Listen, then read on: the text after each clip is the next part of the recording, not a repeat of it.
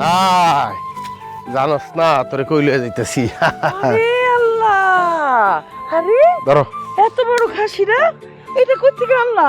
বগো শোনো, এই যে আমার ভাই আইছে রতন, কি খাইতেছে না খাইতেছে ভালো মন্দ, ভাবলাম যে ওর একটা আস্ত খাসি খাওয়ামো, তুমি এটা রান্না করে দিবা, ও খাইবো, আমি ছায়া ছায়া দেখমু আর অন্তরটা জুড়ামু। বউ কি কও? আজ তো খাসি রেন্দা দিব না, হ কাল কাজে নিজের পোষা রাজহাঁসটা জবাই করে তোমার ভাইরে খাওয়াইলাম, তোমার মন ভরে না তাই না? না, মন ভর না। বউ, রতন যখন বাড়ি ছাইরা বিদেশ যায় তখন কিন্তু মা বাইসা ছিল, এখন কিন্তু মা বাইসা নাই। এই যে এতদিন পরে রতন বাড়িতে আইছে, রতন যেন এক সেকেন্ডের লিগাও এইটা মনে না হয় আরে মা থাকলে এই আয়োজনটা করতো, এইটা রাইন দেখা হইতো, ওইটা করতো, তার চেয়ে বেশি আমগো করতে হবে, অনেক বেশি, যাতে ভুলো মার কথা তার মনে না পড়ে।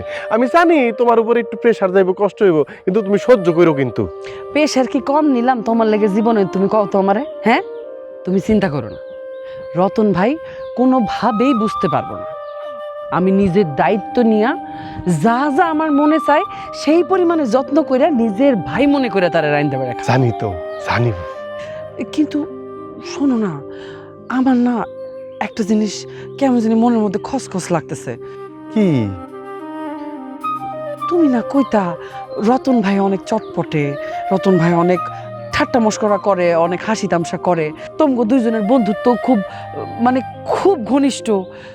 কিন্তু রতন ভাই আসার পর থেকে তো দেখতেছি ওনার মুডটা কেমন জানি খারাপ খারাপ, কেমন জানি মানে আস্তিয়া পাস্তিয়া কথা বলে, ঠিক কইরা মস্করা করা তো দূরের কথা, একটা কথা জিজ্ঞেস না করলে উত্তর দেয় না, তোমার লগেও আমার লগেও প্রয়োজন ছাড়া কথা বলতেছে না, কেমন জানি গুমেট গুমেট ভাব, মানে রাগ রাগ ব্যাপার। ঘটনা কি কৌতো? মানে ওনার কি মন মেজাজ খারাপ কোনো কিছু নিয়ে? উনি কি আমগোর উপর কোনো কিছু নিয়ে রাগটা করলো?